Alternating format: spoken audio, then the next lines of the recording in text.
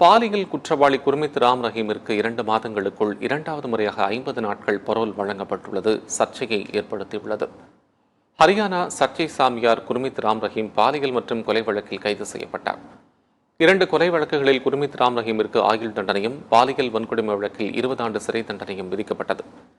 இதையடுத்து அவர் ரோத்தக் மாவட்டம் சுனாரியா சிறையில் அடைக்கப்பட்டார்.